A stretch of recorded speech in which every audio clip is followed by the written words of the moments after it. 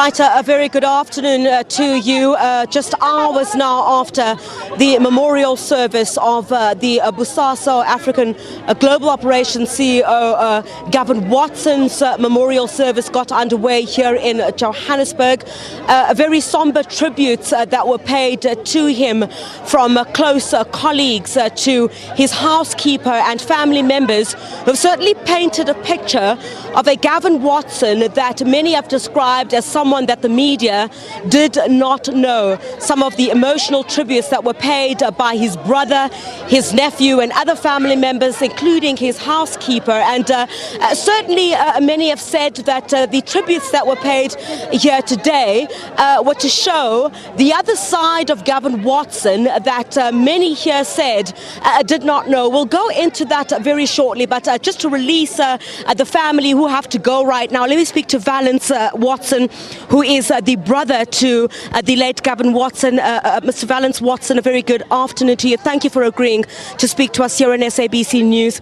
Very emotional tributes that were paid to your brother here today, and sort of what seems to be a side that the media has not seen. A lot of that came through in the tributes that were paid today. Yes, Chriselda, this was the truth that came out today, because I believe a lot of the mainline media have been not only off the mark, they have lied, they have painted a story that is completely foreign to us and to anybody that knows us. The agenda is nefarious, vicious, callous and caustic. And we are in Christ, and God is our source. And we stand firm and we stand shoulder to shoulder with everyone that was here today. And the people have given us incredible support across the board, across faiths, across the colour line, across political persuasions, except the one political party. But God's in control of our lives. And we thank you that at least your television station has tried to get to the truth of the matter. Thank you, Chriselda. Mr. Watson, does it disappoint you at all that, your brother never got to tell his side of the story? For example, at the State Capture Commission, we heard the chairperson say that they had written to Mr. Watson to come and tell his side of the story. He's not here anymore. A lot of allegations were made against him by those who worked closely to him. Are you disappointed as a family that he never got to tell his version of events? Chriselda, the truth be known, the attack on the Watson family and on the movement that we were part of since 1975, the liberation movement, and ourselves as a family, has never abated. There's a certain element of the society, and it's a very small minority, that is vicious, that has an agenda to destroy everything that tries to bring this country together. We have a future as a non-racial, non-sexist, democratic country, and we must not allow these people that have a toxic agenda to have any influence on South Africa. Mr. Watson, obviously, I saw the sentiments that were shared by one of just but two from what we saw, high-profile ANC members, ANC NEC member Nomvulo Mokonyane, who had a lot to say about the contribution that Gavin Watson had made. And she basically said a lot of people that he had helped failed to show up when at this time when the family would have needed. Are you disappointed as a family that you could have seen more people within the ANC come here and stand side by side with you as a family, given the circumstances, and the allegations that were made against your brother? Chriselda, no, I must admit I am not at all disappointed. I understand that people are in fear. If they perceive to be close to us or defending us, they will come under attack, for one. I, of course, come from a different kind of attitude, because my family stands with anybody that is in need. We've been taught that our fellow person who's in need needs us. So I can't say I'm disappointed, because our strength is in Christ. And we believe in Christ alone is our answer. But I appreciate those leaders that you saw here today that have stood the test of time and will continue to do so. Are you any closer as a family, Mr. Watson? I don't want to pry. Are you any closer to knowing what happened to your brother? There's been a lot of speculation around, what happened. No, Chriselda, we've been grieving at the moment. I'm amazed that I've agreed to talk to you now, but I've done that because of what you people are trying to tell the true story. And so we don't know yet, but we are comforted that people start realizing that there's an agenda here, as I said before, that is nefarious, it's toxic, it's callous, it's caustic, it's racist.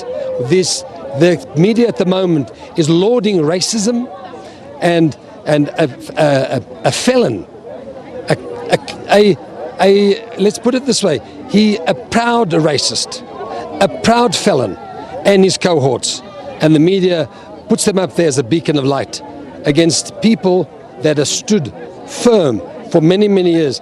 Since the middle 70s, we have stood firm in our belief, and we'll continue, Chriselda. Gavin's passing just confirms that we need to be strong, we need to be steadfast, we need to be resolute, because this country will still be what it should be, a non-racial, non-sexist country where everybody has an equal chance, and racism is destroyed once and for all. Mr. Valence Watson, I'm going to let you go this moment. Thank you very much for speaking to us here in SABC News. I will allow you to go that way. Thank you very much. Valence Watson there, the brother of the late Gavin Watson, the CEO of African Global Operations, that formerly known as Bosasa. I was saying there just a few moments ago that, the views that were shared at this memorial service here today, in stark contrast, of course, in the midst of widespread allegations, and Gavin Watson, of course, thrown at the center of one of the biggest, inquiries here in South Africa into wide-scale corruption and things that have been said about him pertaining to him paying bribes, massive bribes to secure government tenders. The family here believes, together with those who've shared their sentiments here, that Gavin Watson was treated unfairly, as you heard from the brother there. And without wasting any time, I think of particular interest at this point, ANC NEC member Nomvula Mokonyane, who was also thrown into the spotlight at the Commission of Inquiry into State Capture. You'd recall that testimony that was given by the former COO of Bosasa, Mr. Angelo Agrizi, in which he implicated Mr. Gavin Watson in widespread corruption, also mentioning the name of Nomvula Mokonyane, where he said she had received hundreds of thousands of monies, and you would recall as well where he said she had received over the Christmas period crates of beer and bribe packs, meat bribe packs, and a host of other items from the Bosasa itself. So she today really spitting fire on that podium, saying that those who speak of Gavin Watson do not know him.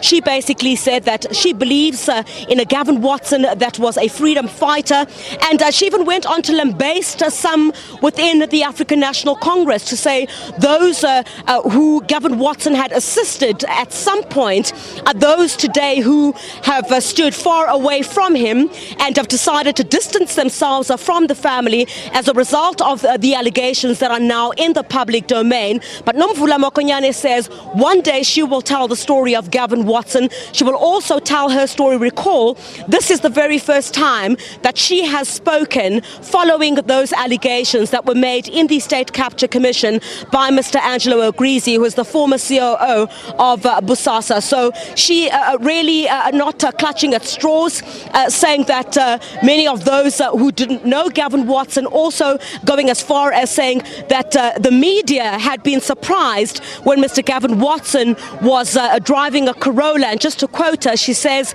they don't know a damn about him, unquote, close quote rather.